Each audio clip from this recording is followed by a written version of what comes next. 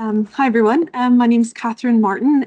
I'm the project manager for the Grangegorman Histories project.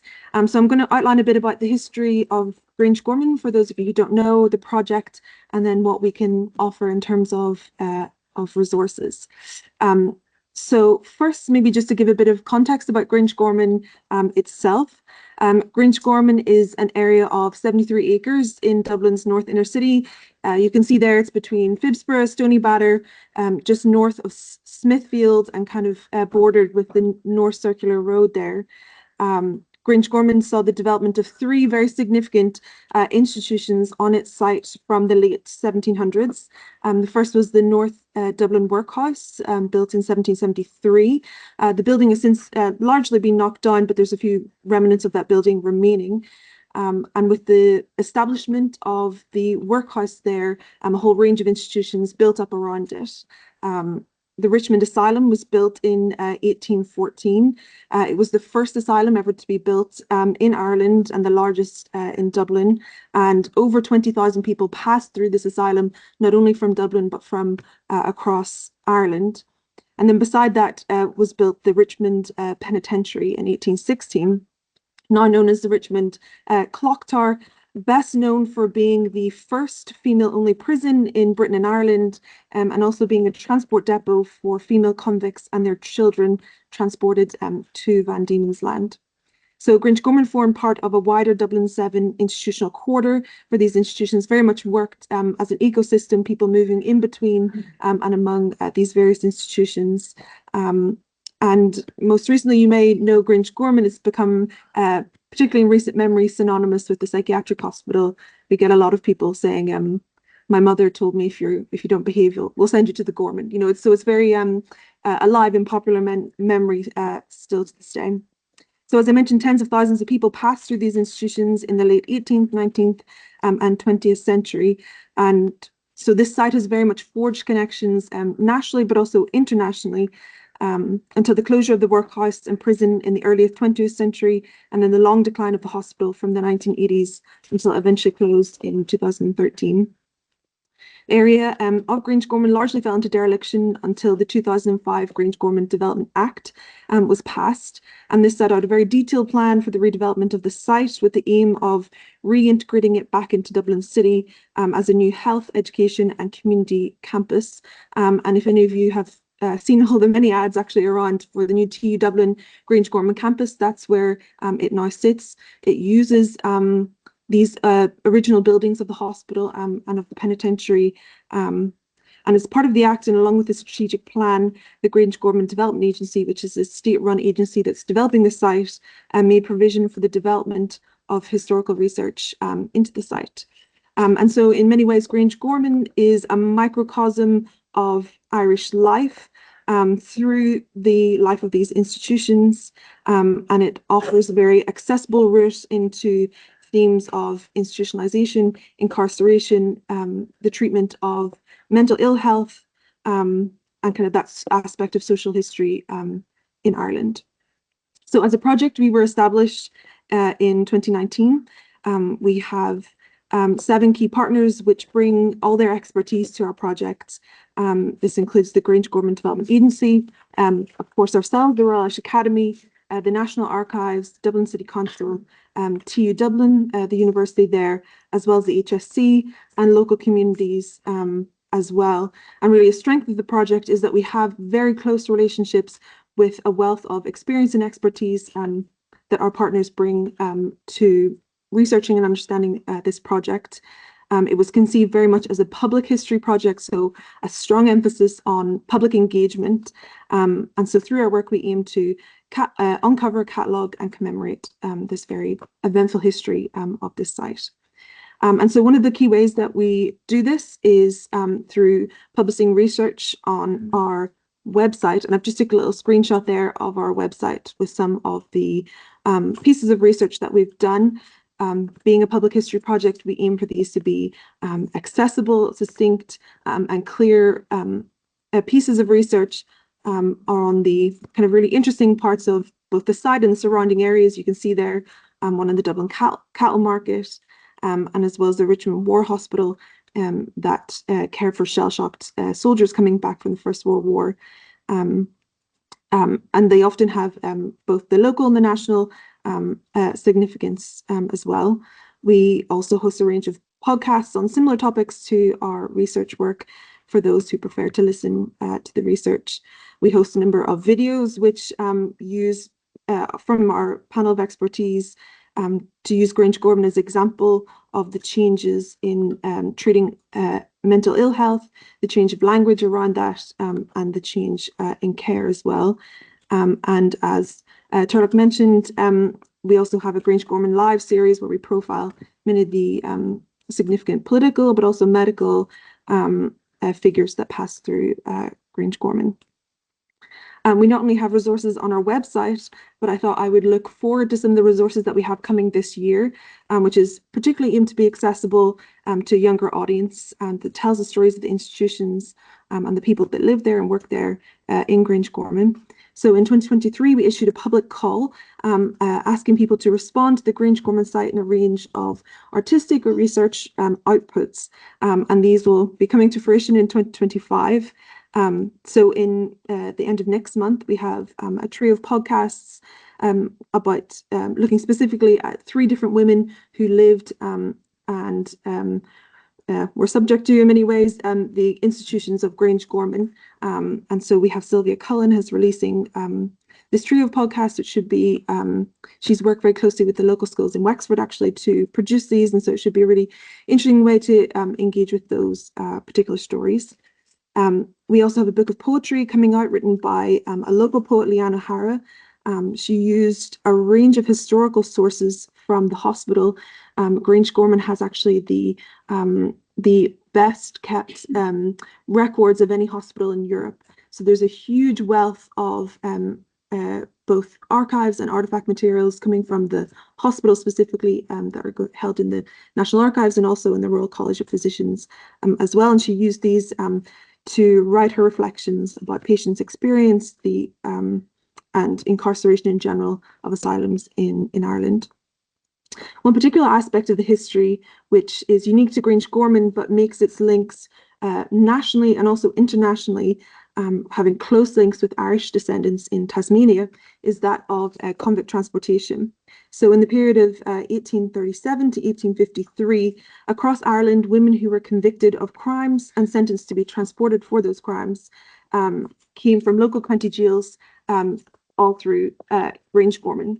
So there were over 3,200 female convicts, along with hundreds of their free children were held in the Richmond Penitentiary. That's the prison, the Clocktower that I mentioned earlier, prior to their transportation to Van Diemen's Land. They were held there for approximately 3 months, and this was to allow convicts to be trained in domestic skills so they could be more employable when they arrived in Tasmania. There are amazingly detailed records on these women, detailing what they were convicted for, any trades or occupations they have, their names, their ages. And then when these women stepped onto the boats, because they were obviously deemed valuable for the labour they would provide when they arrived in Tasmania, the doctor's reports are amazingly detailed, everything down to their hair colour, their eye colour, their weight, any distinguishable features that these women had, and then what they did when they arrived in Tasmania. And so as part of our public call, we have a researcher, Dr. Joan Kavanagh from Wicklow County Jail, is producing a piece of research which condenses all this information of these women, all these very rich records, into creating profiles on these different women. We're also working with the Hobart Convict Museum in Tasmania to kind of recreate or mirror an exhibition that they have in Hobart about these Irish convicts. Where it's a very nice interactive exhibition where you can click on a name or type in a person's name and up pops the convict. As I mentioned, has this wonderful level of detail, and which I know some historians may not like, but there's AI generated images of these women taken from photos from particular counties, and they reproduce what these women may have looked like. And so it's a really interesting and engaging way for people to access into this particular aspect of the history.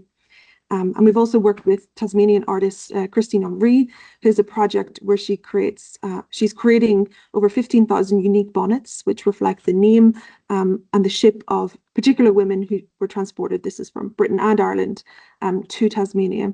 And she's worked with a number of community and school groups across Ireland, and we work very closely with her. And I mention all of that just because these particular displays will be part of our upcoming exhibition that we have in 2025, which I'll mention in just a second.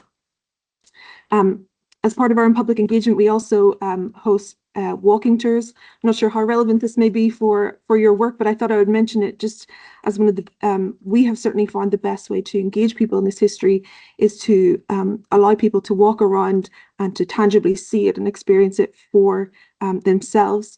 There's 11 protected structures on the site, ranging from original buildings from the hospital, the penitentiary, and the walls that enclose them in together. And so we can walk around and tell the history of the site in a very tangible, accessible way through that. Part of our mandate is to work with local schools. So we have 9 local schools in our area that we already work with and have in various aspects, but particularly for our walking tours, we're working with the Dublin Children's Historian in Residence, Dervla Roach, to produce walking tours of the site for local schools. For primary, this is mostly focusing on the history of the workhouse and the penitentiary, and then more discussions around mental health. The history of mental health treatment in Ireland tends to be more for secondary school levels, but this is a resource that we can certainly offer in other for other schools as well. And then I mentioned we have an exhibition that's opening in 2025. This will be the opening exhibition for TU Dublin's Academic Hub, their brand new library. This exhibition is still in its initial design phases, so we don't have any pictures, unfortunately, for that. But it's a really exciting exhibition that will tell this part of social history that is often tricky and sensitive and challenging, but nonetheless is a really important part of our history that needs to be told. And so this exhibition is designed to be accessible to younger audience. We're working very closely with designers to do that. It draws on a variety of sources, including from records from the workhouse, the prison, the hospital, using artifacts, photographs, maps, and some of my colleagues have already showed you what we have on offer as to use as resources there. And also I mentioned the interactive exhibition with our colleagues in Tasmania as well. There'll be a range of programming. We'll be inviting schools to attend that exhibition as well. I'll be in situ for 6 months, so from September 2025 for at least 6 months. We're hoping up to a year, and you'll all be very welcome to attend that. So it's a brief blitz of the kind of resources that we offer. As I mentioned, we're a public history project, so if there's any way that I can be of use to you in any of these aspects of your work, please do email me. You have all my contact details in the information package, so please do get in touch. Thank you.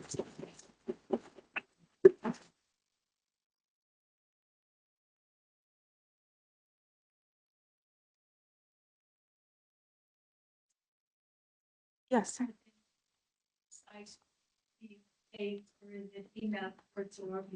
Yeah, so we have public walking tours the last Wednesday of every month at 3 o'clock.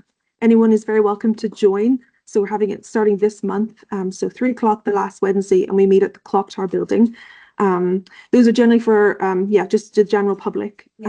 If you wanted to organize specific tours, please give me an email. Very happy to do that for tiny groups, for large groups, whatever you prefer. And we don't have the one specifically for schools developed yet. That will be probably the end of February, start of March, that we'll have those available. Not at the moment, but that's certainly something we'd love to do in the future. Yeah. You mentioned specific details about the women convicts. Is that available now? So can you go in under county on some website or yeah, where that's available? So all those records are held in the National Archives. The specific ones that Dr. Joan Kavanagh is developing isn't produced yet. I'm hoping that will be early summer. So that will be a very nice, concise database specifically of the women who travelled from County Gaels to Grangegorman and then on to Grangegorman. And a part of that exhibition will have a really lovely you know, being able to trace their journey from the county jail to Grangegorman on the ships to Tasmania. Yeah. You mentioned Tasmania, is there some way of accessing their report? They arrived there. So the ship records of the actual transportation phase is in the National Archives. Yeah, so that's in our own National Archives. I think apparently I don't know how true this is, but the legend is that Bertie Ahern took it over in a CD back in the early 2000s and gave this as a gift to them. So that's yeah, but that's how we mostly access it from the National Archives. Yeah.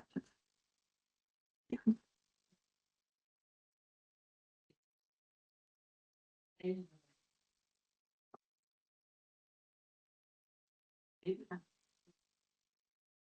Yeah, yeah, we don't have connections with them, but yeah, that would be something to explore, certainly. Yeah.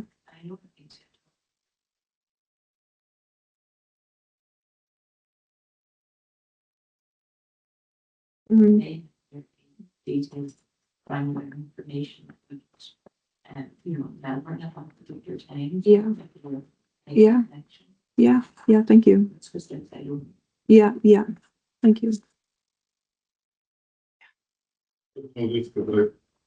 I'm there all the time. I only live down the road. But from that photograph, where's the clock tower? The clock tower is behind you. So that's looking into Uncree, and the clock tower is behind you. Yeah. Yeah. Exactly. Yeah. Exactly.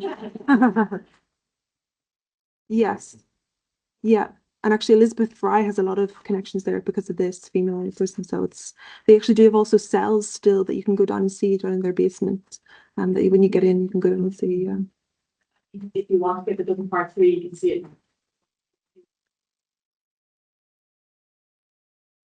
Okay,